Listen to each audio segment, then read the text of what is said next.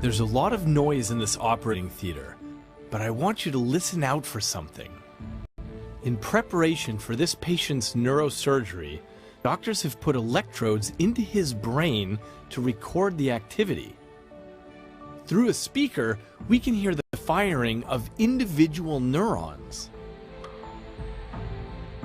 He's agreed to help me with an experiment about decision making. Okay. Can you tell me what you're seeing? So this is very simple.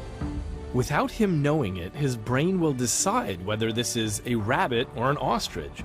It could be seen as either. What did you say, an ostrich? As his brain comes to a decision, there's a subtle change in the audio. It's buried in that pop, pop, pop.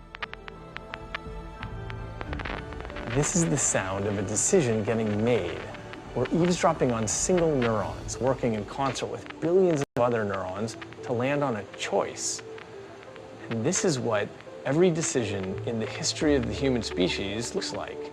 Every marriage proposal, every declaration of war, every leap of imagination, every mission we've launched, every bit of human magic looked just like this. Our brains are constantly making decisions. Some we're aware of, most we're not. Deciphering what we hear or see or smell, these are decisions. So is being afraid, falling in love, giving in, resisting. Decision making is what allows us to navigate a course through life. And your lifetime of choices has sculpted you into the person you are right now.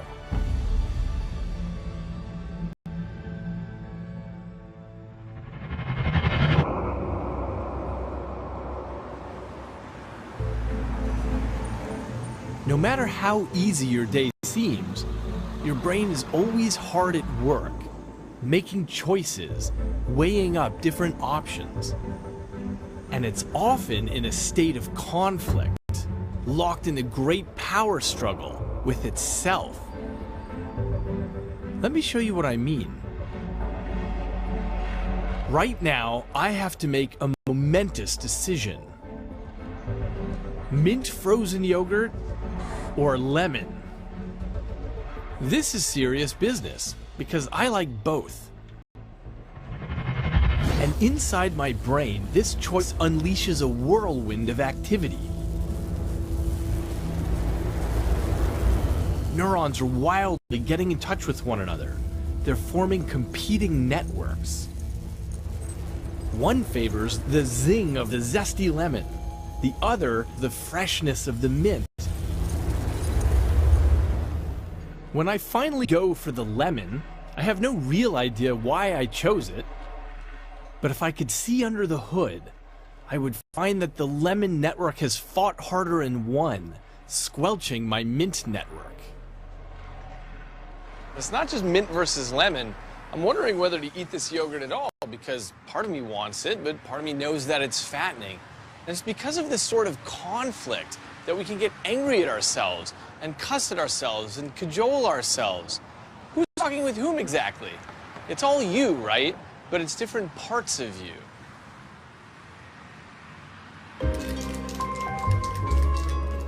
These rivalries are with us in every decision that we make.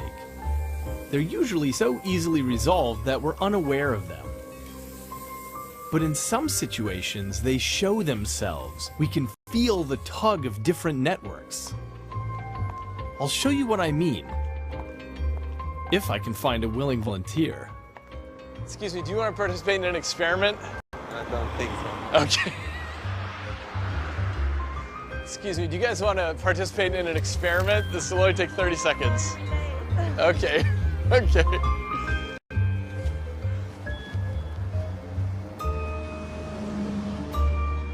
Would you participate in an experiment for 30 seconds? Okay. Okay, so here's what you're going to do. Put your hands out, okay, and I'm going to ask you to name the color of the ink.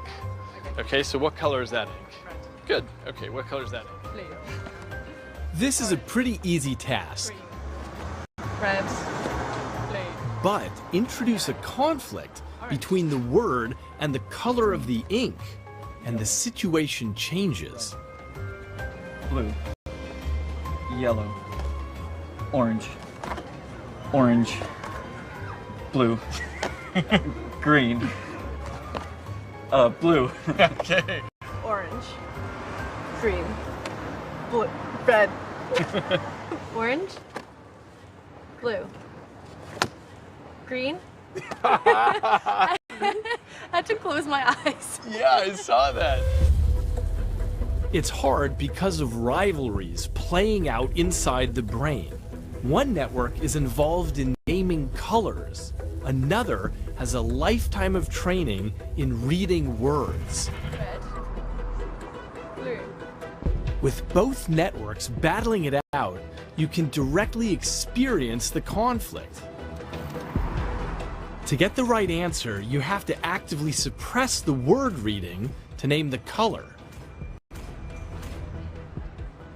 There are occasions when rival networks can't be reconciled, and those offer a special insight. In this rare footage, we can see conflict in the brain expressing itself in the body. Psychologist Matt Roser is a specialist in a condition known as alien hand syndrome. This is a rare side effect of a split brain surgery, which is sometimes used to treat epilepsy.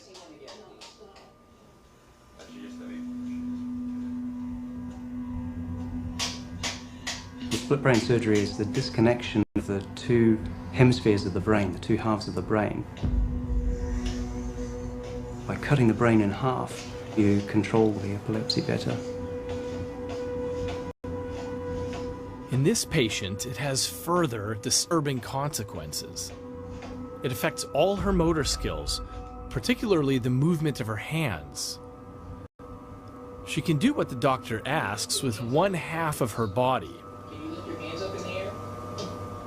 But she has no conscious control of the other half. Can you give me a thumbs up with this hand? Give me a thumbs up. Show me the index finger on here. Her right brain takes control of her left hand and fights for attention. What's going on? Tell us what's going on. Can you show me your pinky? Okay, good. Can you take your pinky and touch your forehead, please? The hand just doesn't respond to commands. It seems to have a will of its own. Because now there are almost like two half patients inside one body. Can you show me your thumb? Show me your thumb. For this patient, her alien hand syndrome was eventually brought under control. But the disorder reveals something that's normally hidden, giving us a window into the struggle that's waged inside our heads every day. Can you show me the index? Can you show me your thumb? Show me your thumb.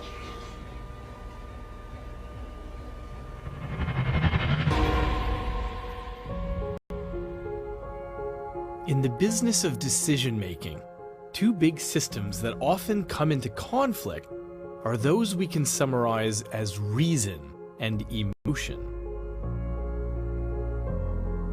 These systems work together, so we're generally not aware that more than one thing steers our decisions. But some situations can tease them apart. Consider the trolley dilemma. Hi. Hi. I'd like to invite you to step into this booth here, and we're going to show you a video and just ask you a question about what you would do in this sort of scenario. Okay.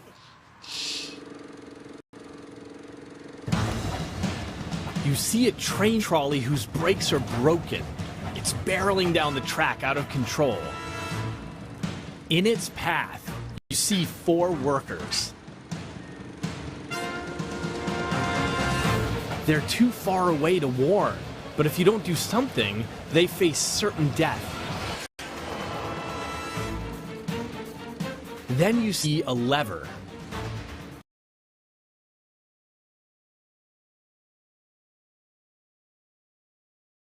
Will be saved. But But here's the thing.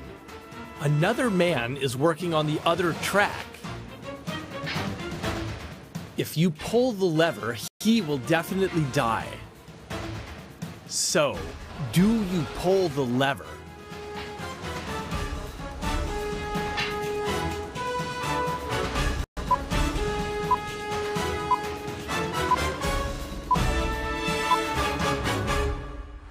You know. Okay, did you pull the lever? I pulled the lever. Okay, great. And now here comes scenario 2. There's one more scenario here. Okay, great. Here we go. This time, the dilemma is slightly different. There are still 4 workers in the path of the out-of-control trolley. But now, there's no lever, no way to divert the trolley. Instead, there's a large man standing on a water tower next to the track. Push him off into the trolley's path, and his weight will be enough to stop the trolley. You'll be sacrificing one to save the others. So, do you push the man?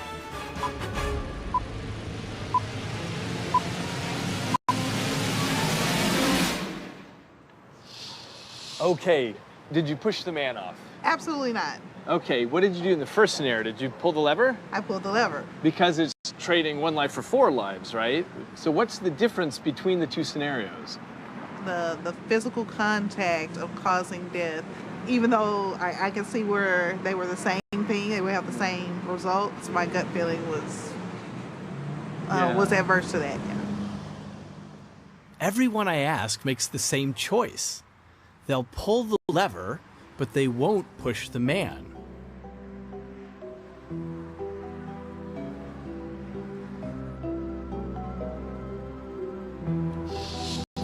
Okay. Okay.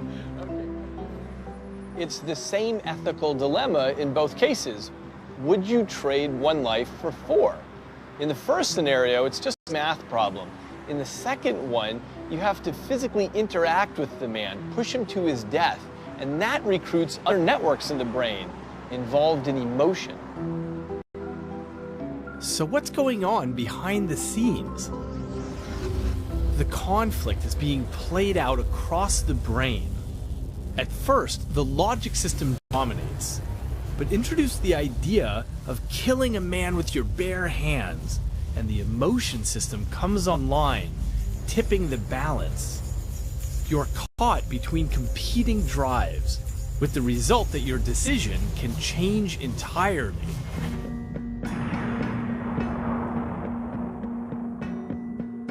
The trolley dilemma sheds light on real-world situations.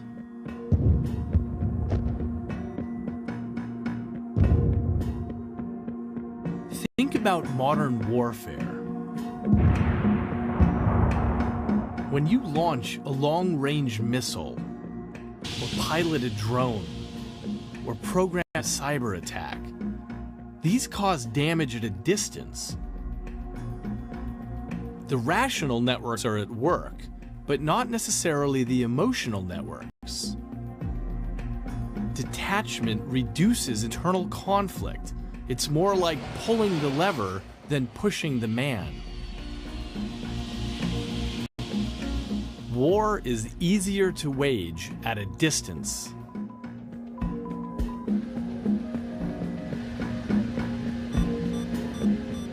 If we're capable of bypassing our emotional systems, why do we have them at all?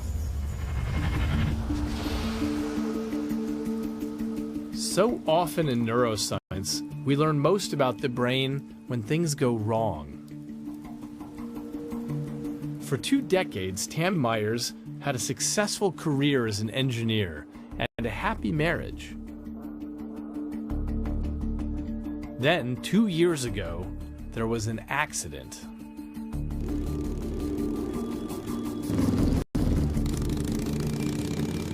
That morning we got up and rode about an hour. From what my friends tell me, we went into a 90-degree turn that was not marked. And tried everything we could to get around the turn. The bike went down. From there, I don't remember anything. Tammy recovered from the crash, but one problem remained. We're going to need 4 because... She now struggles to make even the simplest decisions. Oh, I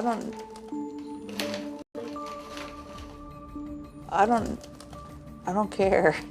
I'm going to start crying, and I don't want to cry. But there's too many things in there.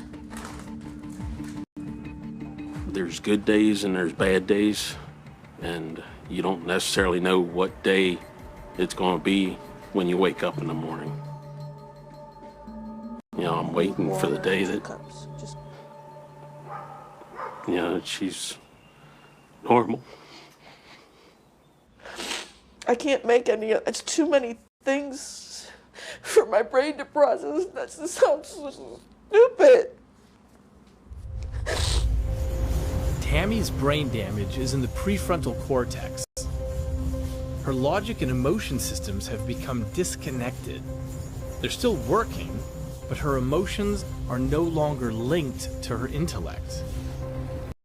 Tammy's injury reveals that even in the most basic situations, emotion is a necessary component of decision-making. To understand the damage, Tammy's neurologist, Dr. Esslinger, has brought her here to the grocery store. Just to drape them over the hand. Tammy still experiences some level of emotional expression. It's just that it's very kind of elementary in a way, and it's not linked into the logical system. I don't understand what the difference is of all these things. Right, if I forget things, I'll get my husband to pick them up because I'm... Esslinger wants to see how Tammy copes with the most basic of choices. What should she buy for dinner? So here you have some choices. How do you decide what it is you would like? I just look at different things that are here and the different prices. And I don't want big potatoes. I'd probably just pick up a bag of, like, maybe the gold potatoes or... She was taking in the information accurately about what she was seeing and the fact there was cost and there was size and color. So her brain was processing all the logical information, but the emotion system wasn't coming into play, linking to that logic system. There's so many. Why do you need so many potatoes? That's right. My chest is all tight thinking about all this. Well, why is that? It's stress. It's a decision. There's a lot of stuff laying here. Tammy quickly became overwhelmed with information that she couldn't prioritize. The route that she took was, well, let me take that one and get out of here. Can't process the information. It's too much. Now, was that true before your accident? No. I was an engineer. I could do everything. But now I can't pick a ham, let alone make 10 decisions at work within the next hour. 10 decisions maybe in the week. The situation makes Tammy stressed, but she can't make herself care about her choices. To make a decision, she needs to somehow value one option over another. It's a lot of information to process. That's what it is. It's a lot of... And that can only be done with the help of the emotions. It's information that you have to put into your head. The logical brain system still is very strong, and we want to force it to tap into the emotion system. So one of the things we do day to day is we discard things that are not so important. And sometimes it's our emotions that help us do that separation. By having that logical brain system work on the process, we may be able to break through, at least in some ways, to reconnect those. I just sit. I don't know what tomorrow is. Am I going to be better? Am I going to be worse? Yeah. And it seems like the pieces of the puzzle could be coming together in a gradual fashion, but it's really slow as far as my past being would have accepted. Tammy's story shows how important emotions are in making decisions. But here's the thing. Emotions don't just happen inside the brain.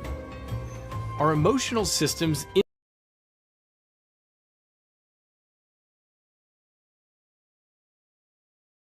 faced with choices, our muscles imperceptibly tense, our hormone levels fluctuate. These are automatic physical reactions, gut feelings, and we need them.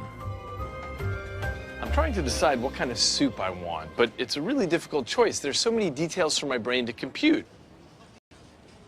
There's calories and price and taste and salt and packaging. There are a million details here, and I'm going to be paralyzed all day under this mountain of data. So what I really need is some sort of summary, a quick read. And that's what the physiologic states of my body give me. It allows me to put a value on this choice and a value on that choice. And that's what allows me to make the decision.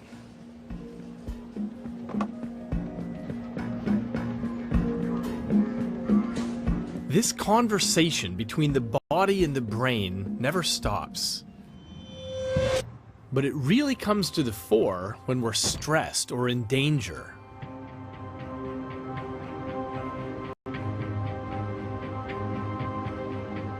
Take this situation. Before I think rationally about what's going on, I react physically. My sweat glands open. My heart rate increases. My pupils dilate. My body's screaming a simple message. Get me out of here. Every day we experience emotional states like this, but because they're mostly subtle and unconscious, we're not typically aware of them. But it turns out these states are crucial for navigating all the decisions in our life.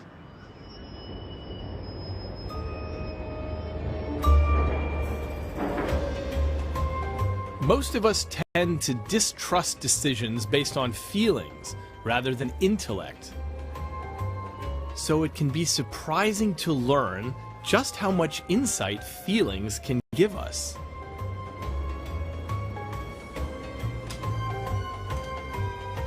Richard Tunney is an experimental psychologist. He studies the formation of unconscious decisions. He's running an experiment known as the Iowa Gambling Task. I need you to keep your hands still, because that will affect the measurements that we make. A volunteer chooses to draw a card from one of 4 decks. Each time she draws a card, she wins some amount of money and she loses some. Her task is to earn as much as possible. As she plays, she's hooked up to a machine, similar to a lie detector.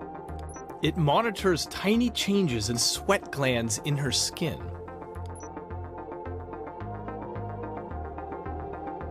What she doesn't know is that the decks are not random, but rigged. If she keeps choosing from decks A and C, she'll end up making the most money.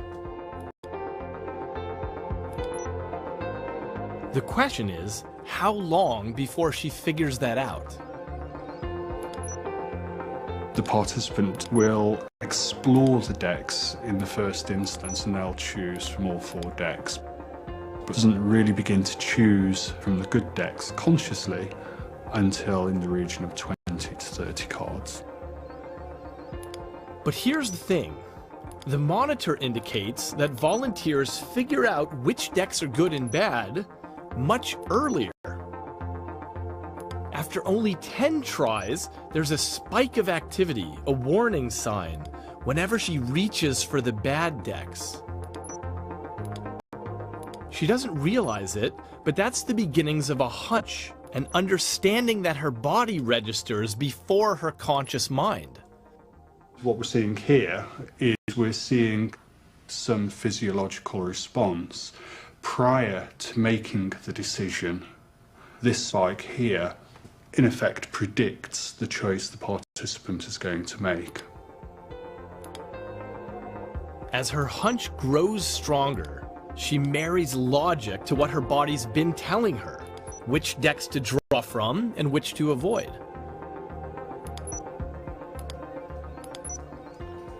Okay, Eleanor, can I stop you there for a moment?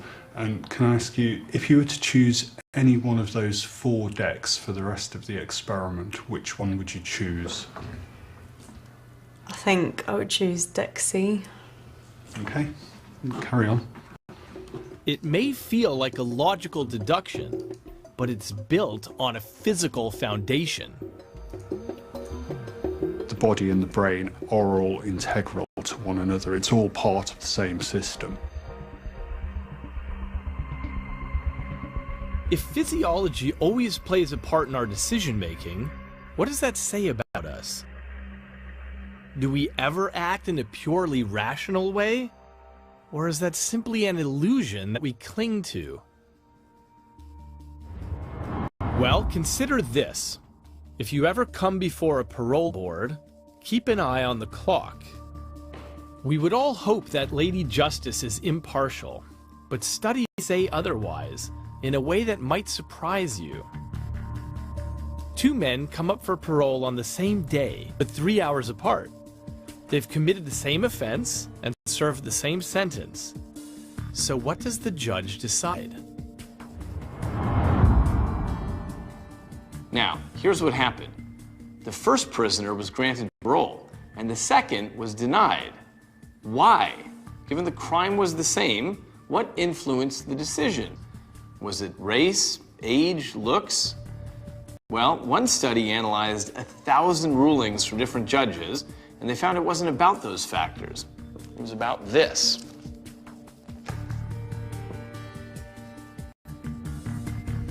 According to the research, prisoners were 3 times more likely to be given parole just after lunch, when board members were well fed, than just before lunch when they were feeling hungry.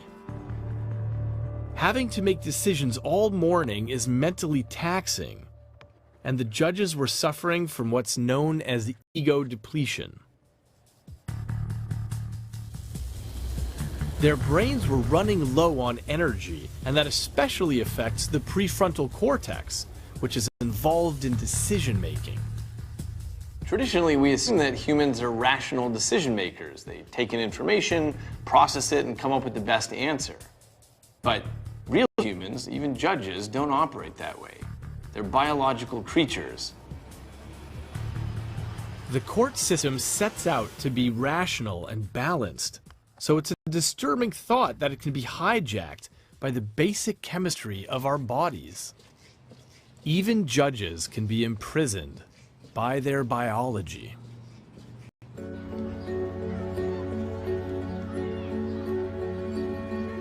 The story's the same with some of life's other big choices, where the decisions we make aren't necessarily conscious ones. Instead, we're tugged along by hidden biological forces. Evolutionary psychologist Geoffrey Miller has come up with an interesting way to show this.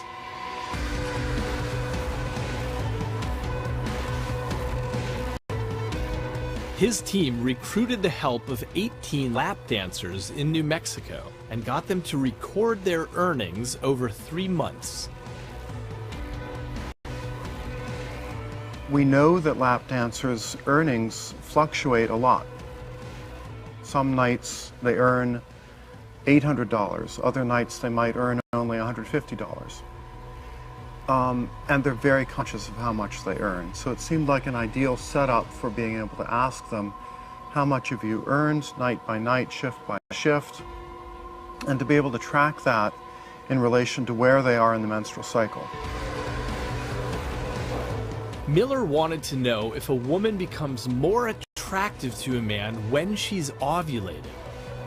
At that point in her cycle, when she's most fertile, a surge of the hormone estrogen makes her skin softer, her features more symmetrical, and her hip-to-waist ratio larger. The changes are subtle, but men's brains pick up on those cues unconsciously. The results were surprisingly strong. When women are ovulating,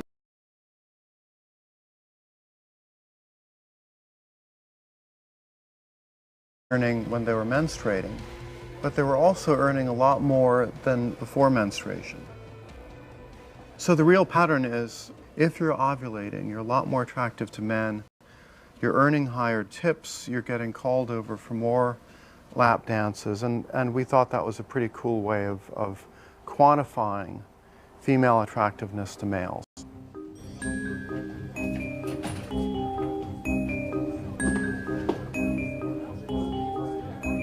Your hidden biological drives help you to select a partner.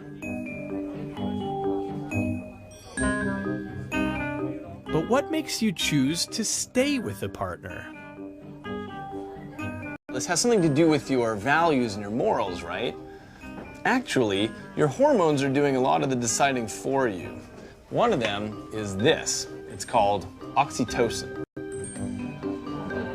Sometimes called the love hormone, oxytocin strengthens the bonds we feel when we're in a relationship. In a recent study, heterosexual men who are in love were given a dose of oxytocin. They were then asked to rate the attractiveness of different women.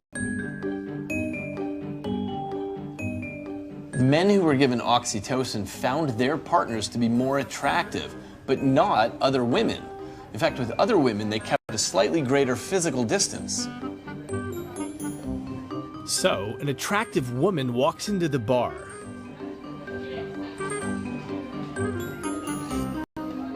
Lots of men clock her arrival. But not this guy. He's in love with his partner. And pumped up with oxytocin, his attention doesn't wander. From an evolutionary perspective, you might expect that you don't want monogamy. You want to have as many offspring as possible. So why do we have chemicals in the brain that enhance bonding? Well, for the survival of the children, having two parents around is better than having one. It's so important that our brains make this decision for us.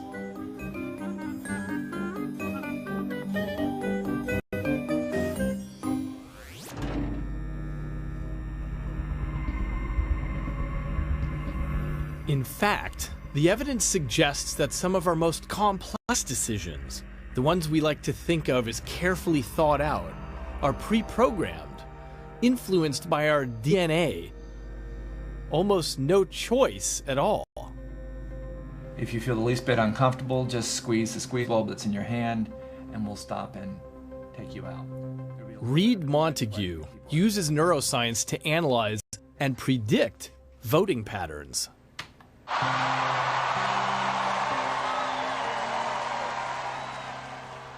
It turns out that political ideology has strong biological underpinnings which you can inherit from your parents. Montague has found a link between a person's politics and one basic reaction: disgust.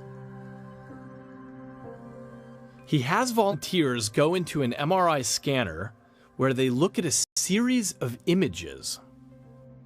I show them somebody with a knife to somebody else's throat, physically threatening stimulus, a dead corpse, something that was gross, like flies on a salad or something like this. These things elicit responses in your nervous system, and we record their brain activity. Then we ask them, and not everybody agrees, we ask them, hey, we have this other experiment we want you to do. And they go into a booth and they answer a political ideology survey. How do you feel about gun control, abortion, premarital sex, things like that? Montague's results are striking. The greater the disgust response in the brain, the more conservative the person is likely to be. A smaller response correlates with a more liberal outlook. The link between your neural response and your political affiliation is not conscious, but it's powerful. I think if you ask 9 out of 10 people on the street, how did you decide to vote for candidate X? They would give you a long narrative about what they cared about, the issues that Candidate X supported, which side of those issues you were on, and how that person represented them. But that is only half the story. The shocking part is that your response to a single disgusting image can predict your score on that test with 95% accuracy. That kind of prediction is uncanny. I show you a disgusting image, I know how you're going to vote in 2016. We may refine our political arguments, they may become more sophisticated, but the decision about our basic persuasion, that's already made. So far, we've been looking at decisions in the here and now. What soup do I want? Do I pull the lever? Who do I vote for? Orange. Green. But there's another aspect to the story of decisions. Predictions about the future. We have to weigh different options and guess how things might turn out at a time that doesn't yet exist. How does your brain pull off that trick? I have 1 hour of free time today, and I'm trying to decide what to do. I know I have to get to the grocery store. On the other hand, I need to get to a coffee shop to work on a grant deadline. And I'd like to be able to play with my son at the park today. So how do I decide? Well, ideally, I'd like to be able to know what each of these possible futures would be like, but I can't time travel, or can I? It may sound like the plot of a movie, but wouldn't it be great if we could make decisions by looking back from the future?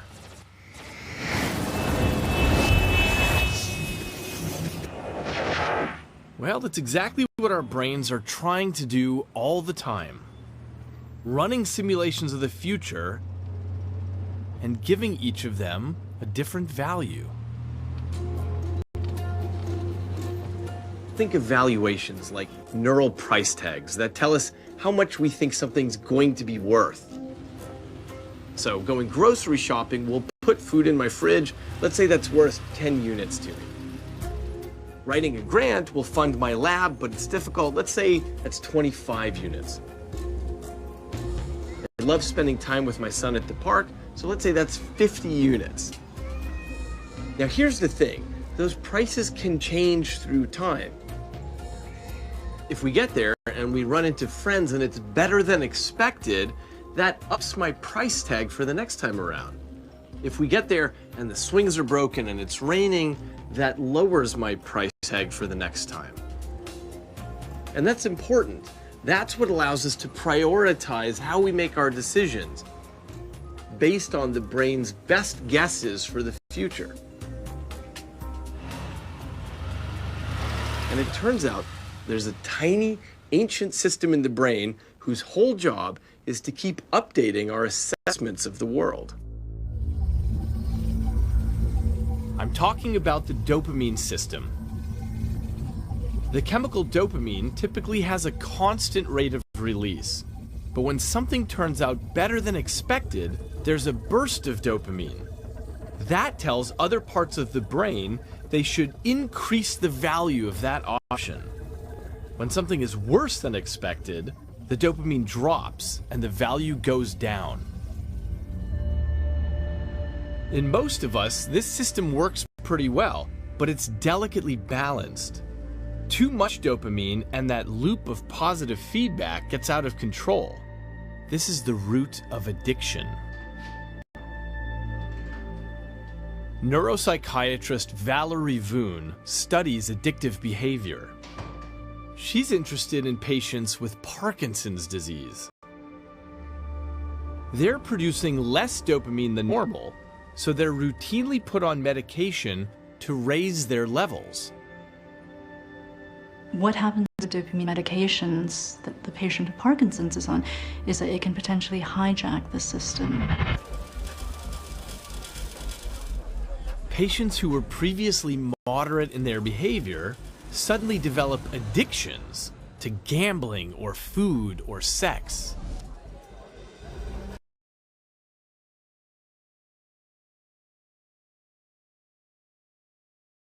reward and motivation.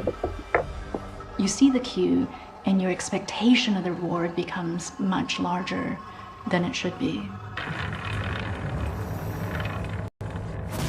When you take the medication away, they're always a bit dumbfounded about how they ended up acting the way they did. As long as there's nothing wrong with our dopamine systems, it should be straightforward for us to control our impulses, right? Don't be so sure. Take the subprime mortgage meltdown of 2007. Between bankers hunting a quick profit and borrowers hunting their too-good-to-be-true dream homes, it turned into a storm of disastrous decisions. As a neuroscientist, what fascinates me is how everyone involved gave less weight to future consequences and were instead seduced by what was right in front of them. The very low interest rates plugged right into the I want it now circuitry. The idea is, take this house right now, live better than you thought you could. At some point in the future, the interest rates will go up, but that's a long way away. Because the pull of the now is so hard to resist, the world economy almost tanked.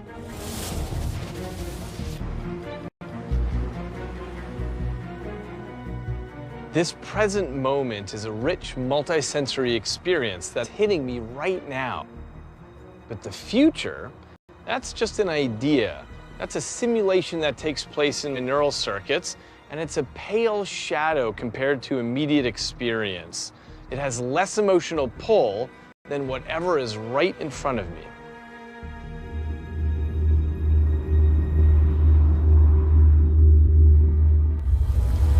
So once again, the brain is in conflict. Different networks are battling it out between the present and the future. Instant gratification or long-term reward? When faced with these sorts of decisions, what do? We rely on our willpower.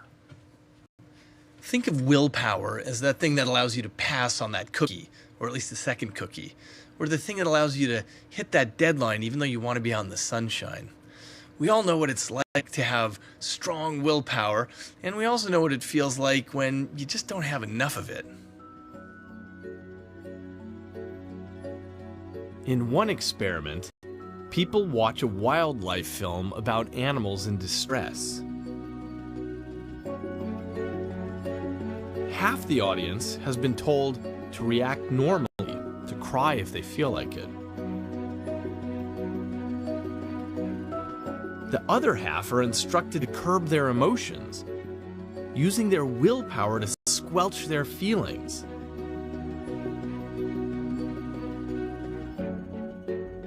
The key is what happens next.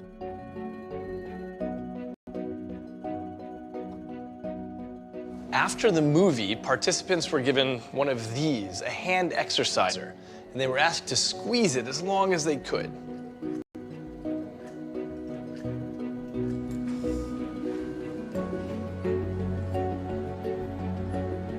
The people who curbed their emotions give up squeezing sooner than the others.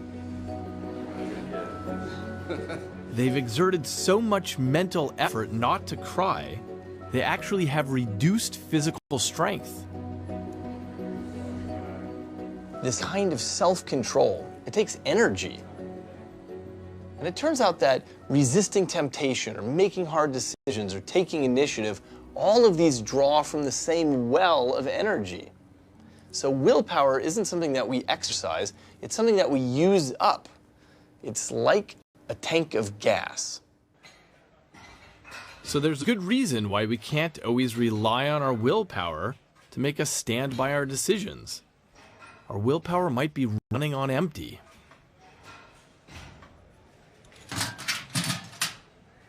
We all know that it's hard to get ourselves to do certain things, like going to the gym. I want to be in shape, but when it comes down to it, there's usually something going on right in front of me that's more enjoyable. So the pull of what's happening right then is more powerful than the abstract future notion of fitness. So to make certain that I come here, I take inspiration from a man who lived 3,000 years ago. In classical mythology, the hero Ulysses lashed himself to the mast of his ship so that he could hear the bewitching song of the sirens without steering into the rocks.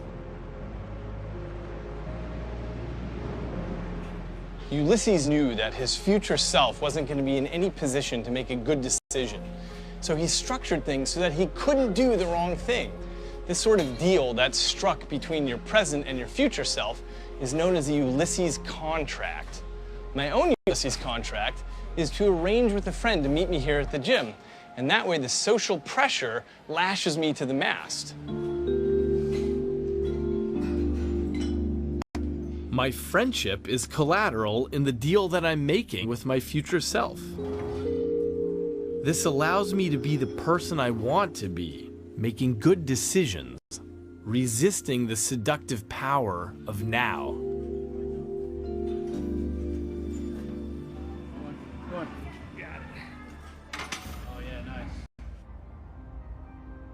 Our prisons are full of people who struggle with this.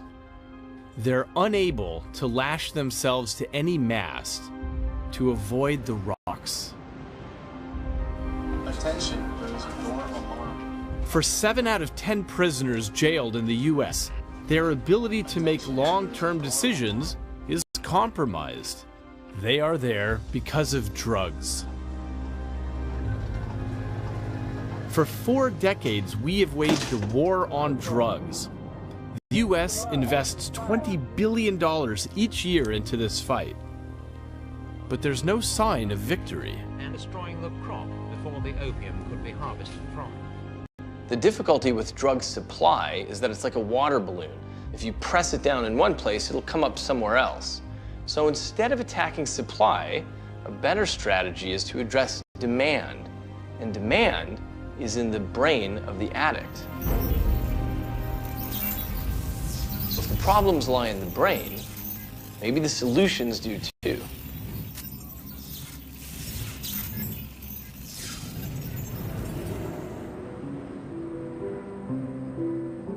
A couple of miles from my laboratory, there's a crack house.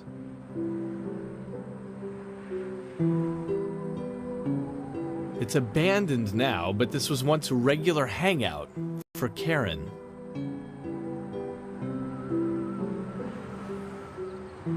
It brings tears to my eyes because this was part of the lowest part I hit when I smoked crack. And I can't believe that I was part of that crowd. If you're not strong enough, you just can't handle it. It kind of draws you in. Karen has had an addiction to crack cocaine for many years. I thought I was in control of everything, but that was the drug. I mean, I wasn't in control of anything. I was a mess. Dirty, hair matted up, clothes looked like they were in a mud fight. I couldn't believe it. And then I'd sit back and think, damn, how did I drop so low?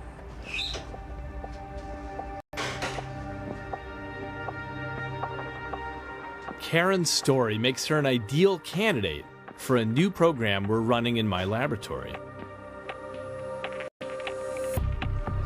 Rather than simply forcing drug addicts to go cold turkey, we're trying to treat them with neuroscience. Getting the brain to take control of its own addiction. Inside the MRI machine, Karen watches images of drug use and drug paraphernalia. We ask her to go ahead and feel her cravings. We measure the networks in her brain associated with that craving.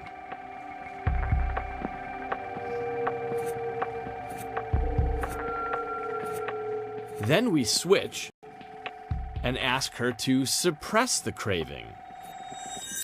Okay, Karen,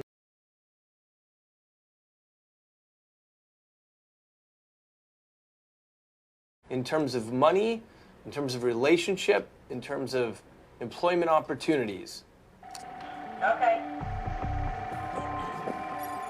We show her the same images and measure the regions in her brain that are active when she's trying to resist the desire to use.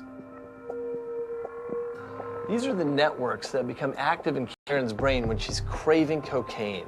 And when she thinks about all the reasons to resist it, then these networks come online here. And these networks, the craving and the suppressing, are always locked in battle. Here's the key. We now superimpose a gauge, which tells Karen how the battle is going. Her job is to move it by tipping the balance of the suppressing over the craving. They show you pictures of different things. You'd have to do suppress and then not suppress. It was like a little meter.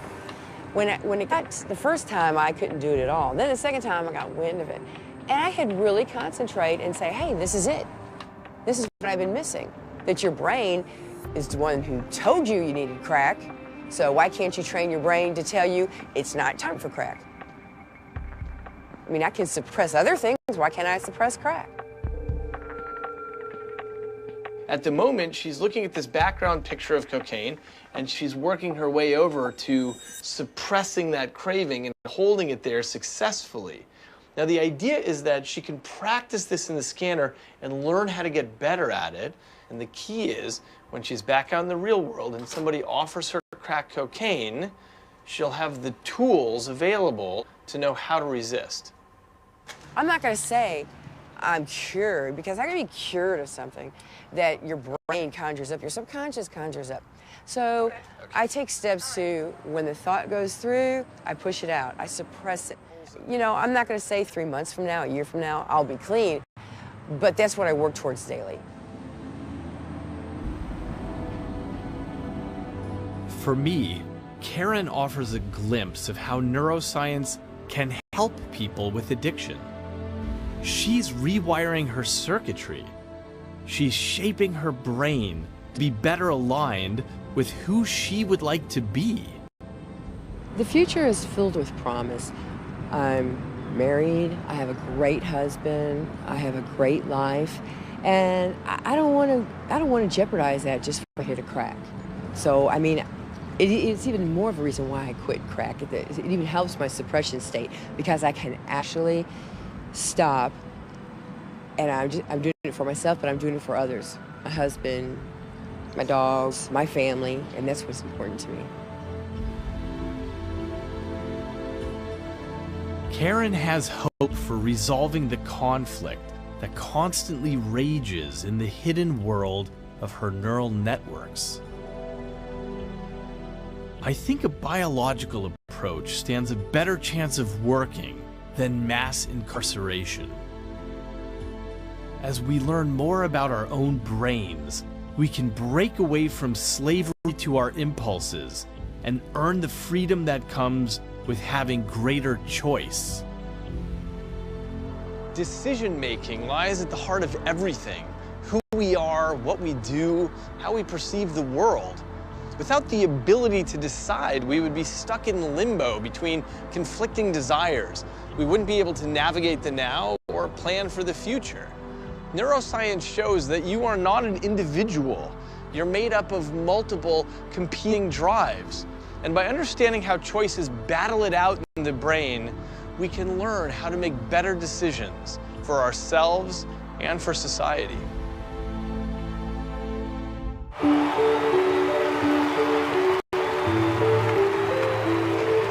Next time on The Brain, I'm going to investigate how our brains are fundamentally wired to work together. How this social network that envelops us from birth is vital for our survival. Understanding how brains deal with each other allows us to understand what bonds our species, driving us to help one another, and what makes us hate, what allows acts of human violence. Here in 1995, thousands of Bosniaks took refuge inside this United Nations compound. But then on July 11th, the UN commanders made the decision to expel all the refugees, and they delivered them right in the hands of their enemies who were waiting just outside this gate. Even the most basic encounter, Like getting a cup of coffee. relies on trust with a stranger. Could I get a latte, please? Thanks. Our lives are built on these intersections. It helps us to make sense of our past and holds the key to our future.